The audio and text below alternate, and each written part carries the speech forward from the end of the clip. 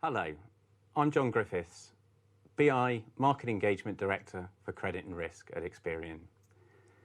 I'm here today to talk about trade credit, the days beyond pandemic. I'm going to talk over the course of the next 20 or so minutes around trends in payment performance, the impacts of the pandemic, and what this means for the trade credit market.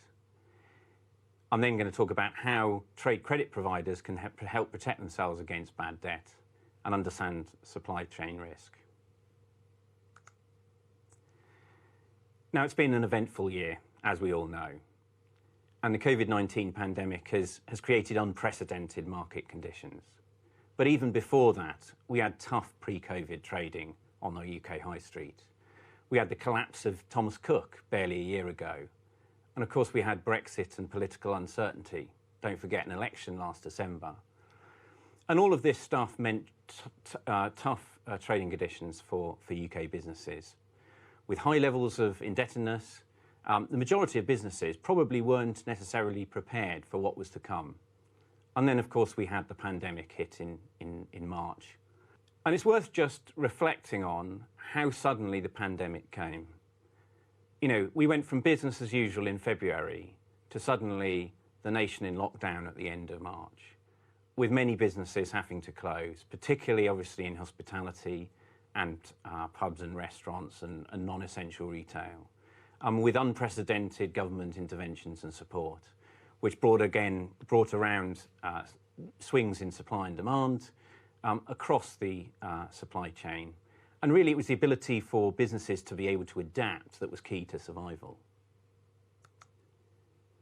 Now, if we look at the trade credit industry, and particularly at payment performance, and on this graph what we have is the days beyond terms, which measures the average number of days late that invoices are paid, and we're using Experian's payment performance data sharing program, which incorporates over 18 million unique credit accounts totaling more than £12 billion worth of value. And if we look at the 2020 line against the historic average from the previous 4 years, we can see it steadily increase over the course of the year. The graph goes from January to right up to October. And so for that little dip in August, it has been steadily but consistently increasing. Now, interestingly, the pandemic itself has been interesting and different to other economic downturn periods of recent memory. And that's because of the differential impact it's had on industry sectors, presenting a very real, what I would call, situational risk. So, for example, it's not just the business itself that has to look after itself, but the very nature of what the business does, whether it be a shop or a retail outlet, a pub or a restaurant, or a consulting firm or a cleaning firm, the actual thing that it does has represented one of the big risk factors. And of course, during the pandemic, the height of the pandemic lockdown period, and again where we might start to see that again over the coming months with localised lockdowns, you know, it's really the hospitality sectors in particular and the travel and tourist industries that have been hit most, as demand has slumped and people haven't been allowed to get out and enjoy themselves in the same way. So these types of businesses, of course, have had you know, much more stress upon themselves, whereas those in essential retail or those that, you know, already could adapt quite easily to, you know, online servicing had a much easier time. And so if we look back at payment performance and particularly split that last line out by industry sector, we can really start to see how over the course of the year so far to date, that different sectors have gone on different trajectories. So this is the same graph that we saw a couple of slides ago, but the only difference being that we've split it out by sector and we've pinned it or normalised it to January. And we can see that big dip in August, which may be a facet of the data, but even if we ignore that dip and make it easier to see those stark contrasted. And what we can see on this slide, and I'm going to show a number of graphs now which just show the very granular level sectors, and again starting with those you know, hospitality, tourist, travel sectors. We can see at the top left there, you know, museums, libraries, historic buildings and sites all increasing as we go throughout the year. And again, in each graph, we're looking January to October, and this is the absolute number of days beyond terms that they're paying their invoices. And we can see the stresses on these businesses as the year has gone by. The percentage figures, by the way, on the graphs just show the percentage increase of each line in the relevant colour between January and October. I mean, look at amusement parks and theme parks, 117% up in days beyond terms since the start of the year. Holidays and accommodation, again increased. Sports and fitness, you get the gist. Restaurants and catering, again, look at that purple line on the top left of the screen there. Beverage service activities, clearly, what's interesting there is that they started off at about 30 days beyond terms. And of course, pubs had to close at the end of March, and they had no custom. They had the same costs, they had loads of beer. They had to continue, they had to close the door and continue on. And of course, there's a bit of lag, spare cash around before things start to hit. And sure enough, it was May when those days beyond terms started to go up, and they started to be later with their bills. But what's really interesting, obviously they reopened again in July, and in August you had Eat Out to Help Out and other schemes like that. You can see that they've now started to get to a new norm. It's stabilised, but it's now a new norm. And what's also interesting, of course, is the knock-on impact from other sectors. If we look at selected food manufacturing, which of course supplies a lot of these catering industries, we can see days beyond terms again increased substantially in many factors over the course of the year. And similar when we look at things like market stalls and public transport. Looking beyond those hospitality and catering industry sectors, again, residential care homes in the news. In recent months, particularly September and October, again, increase significantly. Education is an interesting one. In particular, it's the tertiary industry, tertiary education industry, which includes universities, that's gone up the most. Whereas those offering vocational courses have stabilised and, if anything, decreased. Personal cleaning and grooming services, again, a massive increase in recent months. Renting and leasing equipment. Now, the renting and leasing of air transport in particular went along from the first half of the year almost zero, almost paying on time, and then suddenly, boom, we hit June and it's increased exponentially. And of course, what have we had? This could be a factor of the travel quarantine situation. And of course, there are some other sectors that have gone down as well. So just to show a few, publishing of directory and mailing lists, computer software, specialist manufacturing, particularly around cars and electric cars and hybrid cars. And again, there's a lot been in the news recently around electric cars bucking the trend of the general decline in the automotive industry. Now, if I had more time, I would talk about not just industry sector, but plenty of other variables that we could cut this data by. I'm just going to quickly showcase region, because there's a few interesting differences here. And even when we look at the very broad regions of the United Kingdom, Scotland, East Midlands, South West, London, we can see stark differences, in not just the increases since the start of the year, with Scotland being significantly higher than the other regions, but also differences in just the general baseline days beyond terms. The South West and Wales in particular, much higher DBT values than the other regions of the UK. And of course, there are interplays between sector and region, with different areas of the country specialising in different industrial sectors. But these areas are broad enough that they should be reasonably representative of the UK as a whole. So it just goes to show the stark differences up and down the land. So what does this all mean? So we've looked and seen that the trends in DBT have increased significantly over the course of the year. But if we look at what this actually means, let's go through a few examples. I've got on the screen here a simple chart. It's just time along the bottom, and we've got the days beyond terms. That's the days late they're paying their invoices up the side. And here's a very simple, almost boring example where we've got a company that is paying on time, and they're continuously paying on time. So we've highlighted in green because this is a pretty low risk company, it's paying on time and it continues to pay on time.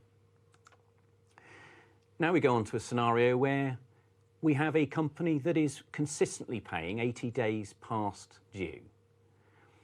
Now this could be a cause for concern if you were to look at it in isolation. But what we see if we track over month on month is that they're consistently paying 80 days past due. And that actually isn't necessarily a bad thing. It tells us it's a behavioural thing rather than any potential unplanned thing as a result of cash flow problems potentially. So it's not necessarily a cause for concern. Here we have another example, this time a company again paying on time. But then they have a new financial director who comes in and says, why are we paying on time? Why are we paying all our bills on time? Let's start paying 30 days late because that's what we should do. And sure enough, they start paying 30 days late. But they pay 30 days late again and again and again. And again, we can see this pattern. We can corroborate it with other data, and it's not necessarily a cause for concern. Now here's where it gets interesting. Here we've got a company that's paying on time, and then it starts to slip. And it might be that it slips to 10 days past due, and then it stabilises, which again might be a behavioural change. But then at some point, something snaps, and the DBT starts to increase again, slowly at first, but then getting later and later. Now we see this a lot with companies, and when this happens, generally it's a very good predictor of a company getting into financial difficulty. And it's intuitive when you think about it. A company that is struggling to pay its bills won't pay its bills, or will pay its bills late. They might have to be might be grappling with difficult decisions to decide, which supplier should I pay? Should I pay my mortgage, or should I pay my supplier for the goods that I got on trade credit? These are decisions these companies have to make. And sure enough, in this example, sooner or later, that DBT increases until the company defaults. And of course, this is the pattern that we're seeing on those averages. We're seeing increasing DBT over time. And of course, within that, are we going to expect, therefore, to see a great increase in defaults and company failures? Well, not yet. Interestingly, over 2020, we've had 35% fewer company failures than we have this time last year. So the graph you can see on the screen is very stark. It compares the 2020 line in pink to the 2019 line in blue. And you can see that for several months since really COVID pandemic took effect, that those are down. And of course, there's good reason why companies aren't failing at the same rates they would ordinarily be. The company has ploughed lots of money into trying to stop them failing, because companies failing will result in job losses. And so what we've seen is that, as I mentioned before, this unprecedented support packages, the furlough scheme, the B-bills and C-bills loans, and plenty of other interventions that have, if anything, prolonged the life of a lot of these companies, and sometimes may have been the lifeline they needed. But of course, what's interesting is how many of these are potentially firms that would have ordinarily failed and perhaps should have ordinarily failed. So looking at it at the round, we are currently in the midst of this pandemic. Things are starting to move on apace again. We had that initial lockdown period and all the support packages. The economy then opened up again, and we're now at a crossroads where we're seeing cases on the rise again, for lockdowns coming into place, and pressure on businesses, but not necessarily with the same level of support that they saw before. And the government has already suggested that it would be unaffordable to continue indefinitely many of these support schemes that companies will have relied on. And of course, that's why partly we're seeing trade credit payments go up, and the knock-on effect as companies can't pay their suppliers because their customers are late paying them. And therefore, we really think that a surge in companies getting into difficulty will be coming, and you need to be ready for it. So how can trade credit providers protect themselves from the bad debt bubble that we think is going to arrive, and that we're seeing signs of it arriving? Well, trade credit, of course, is actually a critical backbone of UK industry, as you know. And that many businesses, particularly those with stock, with B2B industries simply rely on trade credit to be able to get the cash flow to buy the goods that they need to be able to make the goods and services that they sell on. And extending out the terms of payment across the industry is going to have a massive knock-on effect. Now, trade creditors need to understand simply who can pay and who simply can't pay. And they need to know that on an ongoing basis from an in-life perspective, but also an onboarding perspective for getting new business. And this has been amplified by the fact that commercial bank lending is down on where it ordinarily would be. And in fact, if it hadn't been for the bounce back loan scheme, which has seen an explosion of small companies claiming their £50,000 no questions asked almost loan to be able to save for a rainy day, interest free for the first 12 months, trade credit is the critical borrowing option required to keep the cash flow in order. So key for trade credit providers is having a complete understanding of the businesses in their portfolio. And that really is key to improving credit decisions. Now, of course, everyone is going to have their own internal data, what they know on the customer already. What are the payment terms? What is the history of payment with this customer? What are their behaviors from what you know? But there's a whole wealth of other information, external information on these companies that credit reference agencies such as Experian hold, that tell a huge amount of additional information. And only in the round, by providing the two together, can you get a full 360-degree view of company behaviors and the credit risk underlying that. So just to give you a couple of examples of that data, obviously the company's house structural information, the balance sheet and profit and loss statements, the Gazette and adverse data, sectoral data as we've seen, which is key for the situational risk. And then understanding of what other lending they have, what their cash flow looks like, and forward-looking risk scores to project what they're going to be doing and how they're going to be able to perform in the coming months and years. And so one can really look at it from a proactive portfolio management perspective, combining internal data such as internal facility data, internal customer data, with potentially a monthly snapshot from the commercial bureau from these credit reference agencies such as Experian, and supplemented with daily events data. So for example, knowing when there's ownership changes, a new director comes on board who may shake things up. A CCJ has been recorded, which could have implications. Days beyond terms, as we see, may be increasing. And so by taking all this data on board and automating those decisions, constantly reassessing the portfolio, that enables the trade credit provider to reduce their bad debt write-off. So through early warning triggers, understanding where the stress is building up and being able to get there and act early, reducing collections costs by not wasting time on those entities that can't be saved. But at the same time, that might be the focus at the moment. But at the same time, why not reduce operational costs at the same time through automating and centralising the customer decisioning system, thus freeing up your manual resource to be able to go and sell more or attend to the more high-value customers. And ultimately, even in times such as this, increase income through offering proactive renewal deals or better prices and terms to the good customers, the ones that aren't going to cause trouble and that are doing well. Now, one of the things that's really important and key to this is subscribing to the data sharing programs to see how quickly they're paying you against how they're paying other suppliers. And this is key because, as I mentioned, the payment performance, which we've seen so much data from this presentation, knowing that a customer is paying you 80 days late or on time may be one thing, but understanding how they're paying you versus how they're paying everyone else is another level entirely. What if you might think, well, they're paying me 30 days late, that's fine, but why are they paying everyone else on time? Which one are they going to not pay? Which one are they going to prioritise when they get into trouble? And this is where this monitoring, constant monitoring is important. there's a whole host of data that we can provide to supplement that view, and you know, clearly some of it is very timely around, you know, do they have Beebles or Seables borrowing?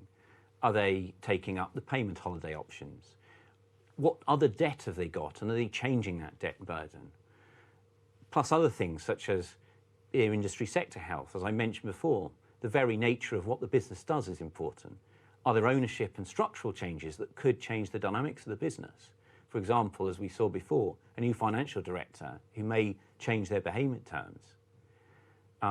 Obviously looking at fraud and fraud flags and other such measures to ensure that, you know, everything is compliant and above board. And of course, looking at forward-looking commercial and consumer-related credit scores to understand how, and aggregate all this data together so that you can project very simply what the outlook for each company is going to be.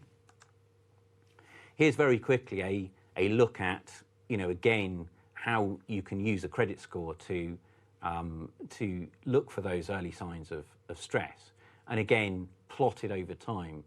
And I keep mentioning plotting, you know, these data points over time is key, because it's the changes that are really crucial in picking out those changes in behaviour or those struggling cash flow that's going to, you know, cause potential problems unless you can proactively manage those customers in a way to reduce exposure. The other thing is to take into account new granular data sources coming online.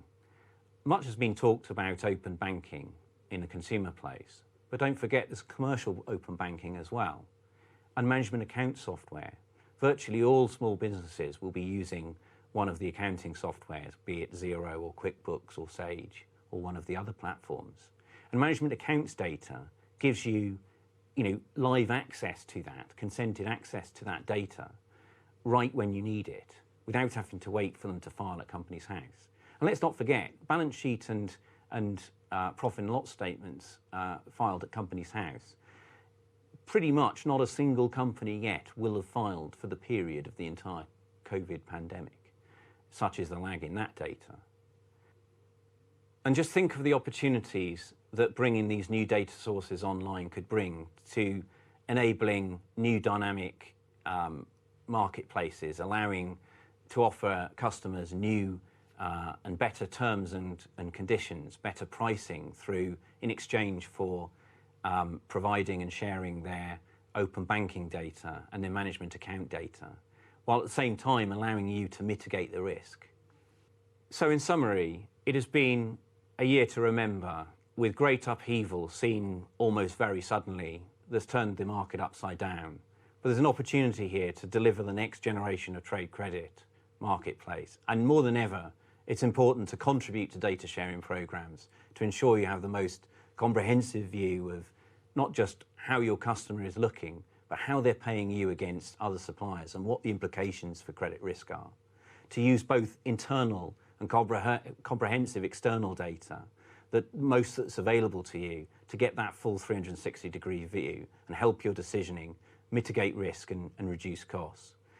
And help within that to continually assess the portfolio with new dynamic data sources, so that means you can proactively spot those that are showing early signs of stress and taking the right action where appropriate, whether that's reducing exposure to the bad customers or increasing to the good. Thank you.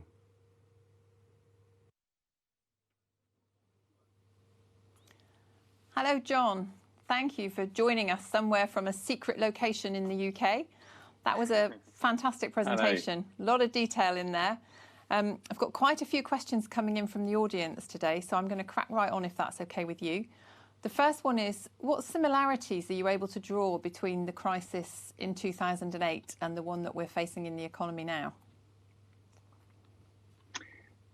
Wow, that's an interesting question. So I don't have any data for the DBT trends back in 2008, but I think what I would say, actually I could probably call more out potential differences between the two.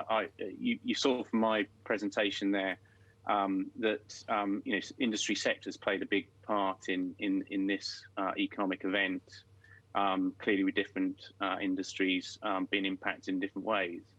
I think fundamentally the economic event that we had in 2008 was caused by quite a different crisis. Of course, it wasn't whole swathes of the economy being closed down and put on life support. It was a lending related crisis. So I think there will be some similarities in terms of, obviously, as there are with any economic downturn, pressure on companies. We do tend to see an uptick on insolvencies, and it is a time for renewal.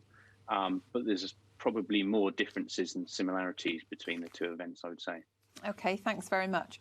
So I'm going to go to some of the audience questions now. How predictive do you think the days beyond terms data is in predicting actual defaults? Well, I think it's very predictive. Again, as I said in the presentation, just looking at the days beyond terms statically isn't necessarily that predictive, but it's very much the change in DBT, and particularly when we see it increases, as the example I showed earlier, really starts to be quite predictive of cash flow stress. And in fact, such is that predictability that we've actually designed one of our commercial scores primarily around that fact. So I'd say very. Okay, thank you. And we've heard in previous presentations that following the July release, the market was gingerly creeping back to getting going again. What impact do you think the latest lockdown will have on the trade credit market? Yeah, I mean, it's an interesting one. I think, and again, as I said, we probably 6 months ago, we would have probably all been feeling like we'd be getting back to some sort of normality by now. And it's quite easy to forget, over recent months where we have, opened up the economy, what it was like in that initial lockdown. So I think it's going to come as another shock. It's not what businesses need right now. And clearly, whereas in March we had, companies did have, albeit a slim, sort of cash for a rainy day, if you like, to help them out initially through that, that first month or two. This time, those reserves are going to be gone, and there's still uncertainty around. Obviously they've extended the furlough scheme and some of the other schemes, but there's a bit of uncertainty over how long that is going to last. And we've also got Brexit coming up, the end of the transition at the end of December. So the economy is in a slightly different place. It's hard to know, but I can only think it's going to be not necessarily good. Okay, thanks, John. And we know that the first lot of C bills and B bills will start being due for repayments early next year, May time. What information will we see on the credit reports? Will that include default? Yeah, I mean, the B bills in particular is really interesting. We already have data to be able to identify quite reliably, companies that have B bills loans. And of course, the thing about those in particular is that, the government pays the interest for the first 12 months and, no repayments for the first 12 months. So, couple that with the fact that, the banks were sort of to some extent under pressure, particularly with a slow start to C bills, to lend that money, and with 100% backing from the government, perhaps less worried about the credit risk of these entities. So I think there's going to be an affordability question on some of those, and clearly there's going to be a number of use cases. So it's going to be interesting. We do predict that some of those companies, quite potentially a large proportion of them, are going to be struggling to afford the repayments when they come back in, and potentially the government is going to have to do something. But yeah, we fully expect to be able to see that in the underlying data. Great, thanks, John. Fascinating subject, lots of questions on this. We could go on for much longer, I'm sure, but that's all we've got time for. So thank you, John. We'll be going into a break shortly, and then we'll be coming back for Marieka from On Guard, talking about the human face of cash collections. And in the break, there will be a live poll from Marieka Open. So please go to the live poll on the right hand of your page and join in. Thank you very much, and we'll see you later.